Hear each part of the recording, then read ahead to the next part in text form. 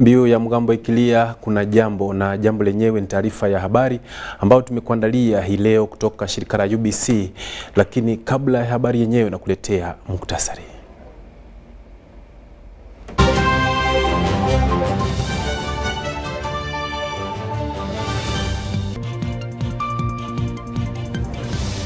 Aliyekuwa rais wa 3 wa Kenya Mwai Kibaki ameaga dunia. Mkataba wa biashara ya kahawa na kampuni ya Fens unaendelea kuchunguzwa. Na wanaohusika katika utekelezaji wa miradi ya serikali chuma chao kimotoni.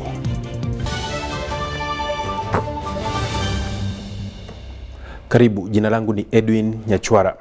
Aliyekuwa rais wa Kenya wa 3 Mwai Kibaki ameaga dunia.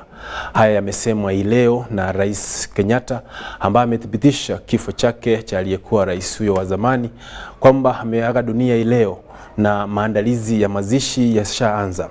Kibaki alihudumu kama rais wa 3 wa Jamhuri ya Kenya tangu mwaka wa 2002 hadi mwaka wa 2013. Rais Kenyatta ametangaza muda wa maombolezi, huku bendera zikipeperushwa nusu mlingoti hadi siku ya mazishi. The rule of law and respect for human rights. The late President Kibaki championed the realization and objectives of the East African Community Common Market, of trade liberalization for the citizens of partner states of the East African Community. His inclusive spirit and conviction for economic empowerment transcended the territory of Kenya towards cross-border economic stability. The late former president's central role in shepherding Kenya into a new constitutional dispensation, the culmination of a decade-long quest, is a towering legacy that immortalizes President Kibaki. We can take comfort in the inspiring legacy of ideals and examples of devotion to his country, which he bequeathed to us all, more so with our new constitutional dispensation.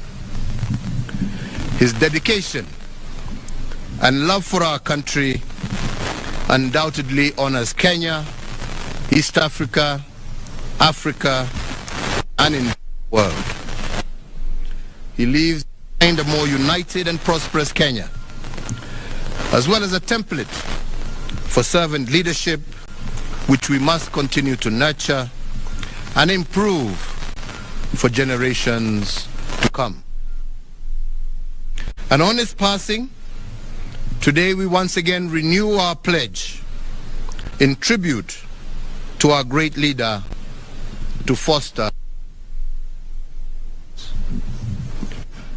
As we mourn the passing of an icon, we can rejoice in the lifelong companionship he enjoyed with his now departed wife, Her Excellency Mama Lucy Kibaki, and his extended family. Today, our sincere sympathy to his children, Judy Wanjiko, Jimmy Kibaki, David Kagi, and Tony Githinji, and to their families, and for all who mourn the passing of this great leader. As the late former president served Kenya, Africa, and the world, he also remained a deeply devoted family man, an avid golfer, and an earnest friend to many.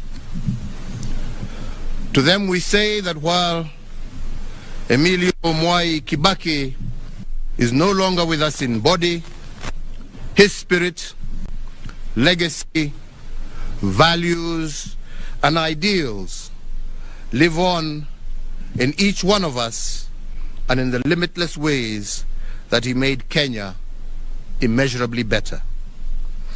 Mwai Kibaki lives on in the hearts of millions of Kenyans, East Africans, and Africans who benefited from his leadership, admired his character, and were inspired by his example. Mwai Kibaki lives on in our fond memories of his strength of will, his charm, his wit, and his passionate love for God, for family, and for nation. In honor of the life and times of the late former President Emilio Stanley Mwai Kibaki, and on behalf of a great... Sisi tunamwombea halale pema peponi, na ujumbe mbalimbali unaendelea kumiminika nchini Kenya kumwombea mema na roho yake. Kwingineko tunaarifiwa kwamba wanaohusika katika utekelezaji wa miradi ya serikali chuma chao kimotoni. Haya yamesemwa na makamu wa rais Jessica Arupo alipokuwa akisema kwamba mradi wa serikali maarufu kama Parish Development Model katika parokia mbalimbali kote nchini sasa utachunguzwa na kufuatiwa kwa makini, hasa utekelezaji wake utakapoanza. Amesema haya alipokuwa akihutubia viongozi wa mashinani katika maeneo mbalimbali, akiwahimiza kwamba wawe makini hasa katika uwajibikaji wa miradi au fedha zitakazotumika katika mradi huo. Ameangazia kwamba serikali hivi karibuni itaanzisha mradi huo, na utakapong'oa nanga viongozi wa vijijini ndio watahusika kabisa katika utekelezaji au uwajibikaji wa fedha. Alupo ameongeza pia kwamba masuala ya nidhamu ni muhimu katika uwajibikaji na utekelezaji wa miradi yote ya serikali. Usemi wa Alupo umepigiwa upatu mkubwa na viongozi wa mashinani waliopata fursa ya kumsikiliza kiongozi huyo.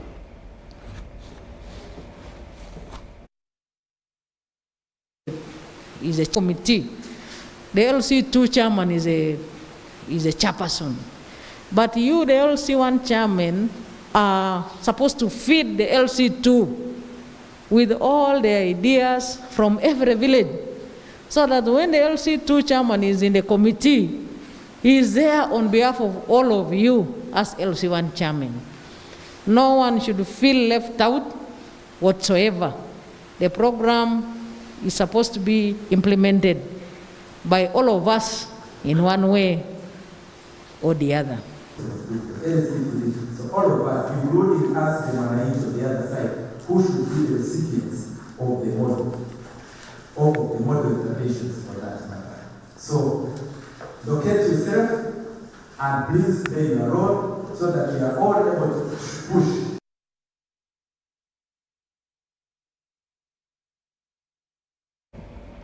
Karibu tuendelee kufahamisha. Mkataba wa kuhusu biashara ya kahawa humu nchini kati ya serikali na kampuni ya Venice Uganda unaendelea kuzua maswali chungu nzima katika uchambuzi wa ni nani aliyeshauri serikali kuhusu mradi huo.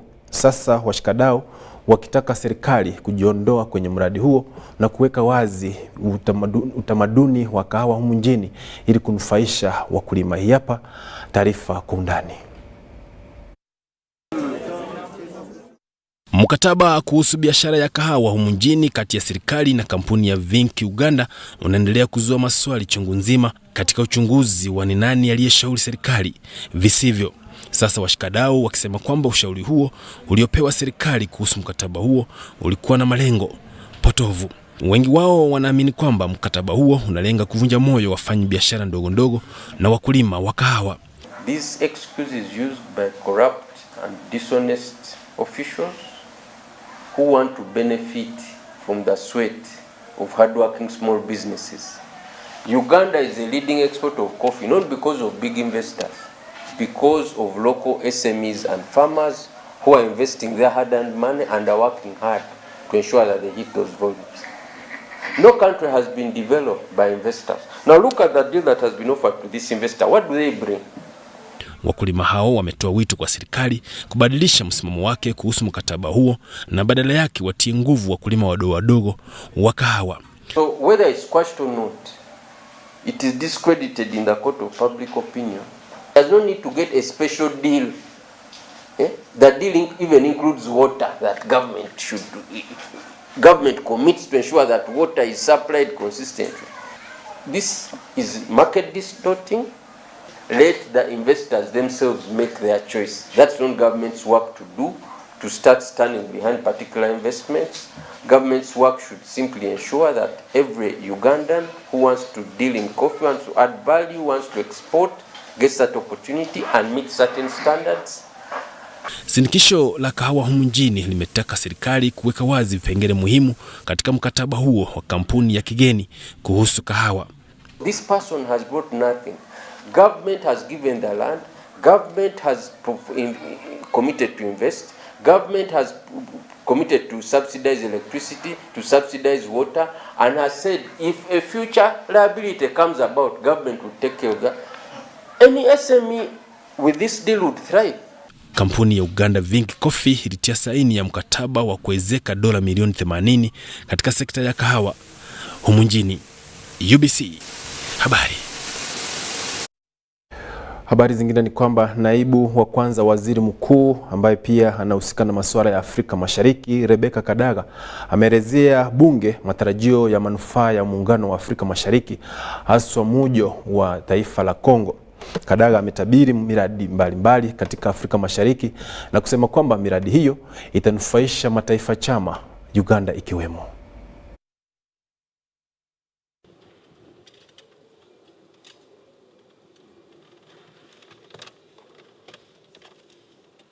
In our meetings and other activities. Honourable members, the map of East African community has drastically been amended. The addition of the Congo has a number of benefits. One, we have now over a population of 300 million people. It's an expanded market with big opportunities for produce and other services. This will enhance the prosperity of our people. The EAC will have a global connectivity from the Indian Ocean to the Atlantic Ocean. And for a landlocked country like Uganda, I think it is really good if we have a route to the sea, one to the Indian Ocean, and the second one to the Atlantic through the port of Matadi. So this will support existing trade corridors, the movement of goods and people into the hinterland of the African continent. There is need for quick and targeted investment and needs roads and related infrastructure to tap into this opportunity. I'm aware that the Republic of Rwanda and the Republic of Uganda are working on joint infrastructure with the DRC to ease the movement of goods and people. Secondly, DRC is a predominantly French-speaking country. This will now require the use of French in the community. Indeed, for the first time on the 8th of April, the summit was addressed in French. This relates to the decision of the EAC 21st Summit of the Heads of State held in February 27, 2021, which adopted French and Swahili as other official languages of the community in addition to English. The non-French speaking partner states like Uganda must now put in place modalities of learning and using French as well as Swahili, as these are now official languages. I will be tabling in Cabinet a memorandum on how Uganda will implement this directive on these two languages. But there will also be need for additional resources to enable the Ministry of East Africa to actually participate in all activities related to the integration of DRC into the community that will enable Uganda to leverage and competitively tap into the DRC market. I will also be presenting to Cabinet a paper on that issue. And just to assure the members, I'm not going to look at the opportunities being taken by other countries. I'll be sure that the Ugandans are visible and vibrant in the community and in trade with the DRC. Thank you very much. Thank you. Right Honorable Speaker and colleagues, this is a very big achievement. However, I think that we need to do a lot when these opportunities come so that we stop celebrating potential opportunities but actually celebrate the benefits. I'm glad that the Minister, the Right Honorable Deputy Prime Minister, has indicated that she will be presenting a cabinet memorandum on Uganda's strategy on competitively tapping into the DRC. DRC is one of the biggest opportunities that we have, not only in the area of trade. And I would like to encourage to propose to the Deputy Prime Minister that we should look at other sectors like education. I know that there is a lot of opportunity in education. If we are able to accommodate, and now that we are promoting the languages, we will have a lot of students from DRC coming here to study. That's an untapped opportunity. But in other areas, also on tourism, we have very many international organizations in DRC, and there is a lot that can be done. So I want to urge the Right Honorable Prime Minister to do that. Unaendelea kutupokea kutoka shirika la UBC, tukitangaza moja kwa moja kutoka jiji la Kampala. Kituo nambari 1 mtazamaji, kinachokupa habari katika lugha ya Kiswahili. Na meza mate kidogo, nirejee na habari zingine.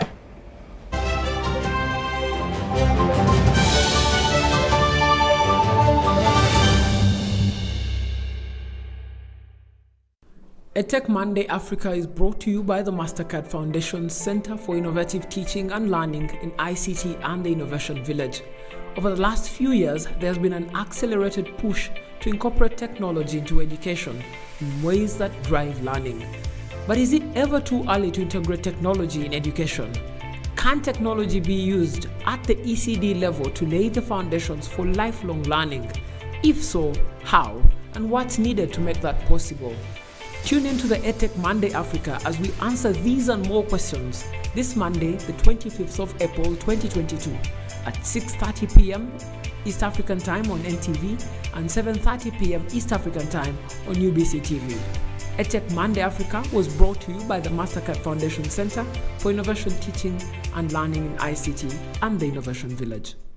It's Freaky Friday from Airtel. Buy or gift. Buy or give. Get freaky too! Dial *149*10# to load a Freaky Friday bundle for you to enjoy the best offers on voice and data. To buy a bundle for friends and family, dial *149*10*5#. Freaky Friday with Airtel. Buy or gift a bundle today. Dial *149*10# to get started. Airtel, the smartphone network.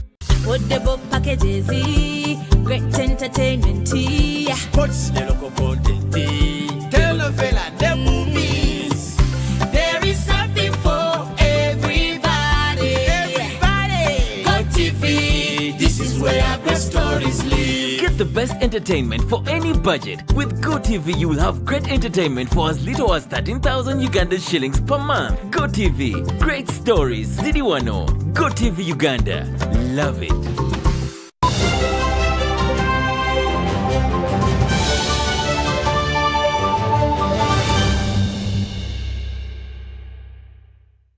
Kukufahamisha, Andrew Ojok ambaye ni mwanaye aliyekuwa spika wa bunge Jacob Olanya amesema kwamba anakuja kukamilisha kazi na miradi iliyokuwa imeanzishwa na babake.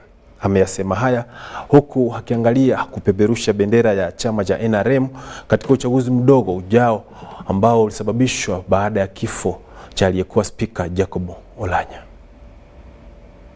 Him as my father, it's not possible. Because as one of the artists composed a song and said that in him were 10 men. So he's not a man you can easily replace. Not just semantically, but also you can't replace such a person. Because he left huge shoes to be filled. But at the constituency level, I'll be working with a team that knew what he was trying to achieve. What I bring on board is other virtues that he taught. So many of the people that he mentored. One of them is servanthood, the servant mentality. That you are an MP because you are sent by voters. So you're not an MP just for the title that you're honorable, so and so, but it's to serve the people, to make sure the person who is at least privileged is able to realize the potential to achieve that dream. And I mentioned earlier that this is my way of mourning, that instead of shedding tears, I'm actually able to carry on some of the work that he left unaccomplished. I feel in my heart that it's a noble way of mourning. So I'm able to carry on some of the things that in a way give hope. For example, the students that he was sponsoring, if when given the chance, we're able to carry on with the same sort of spirit, making sure some of those projects are carried on. So it's a ray of hope, really, that we can carry what is left behind. Should we look forward to having any unique aspects from Andrew in Oman? Asante basi, na tunamtakia mema katika kutekeleza miradi ya babake. Tumefika mwisho wa habari ya leo, lakini kabla niondoke na kuletea tena muktasari.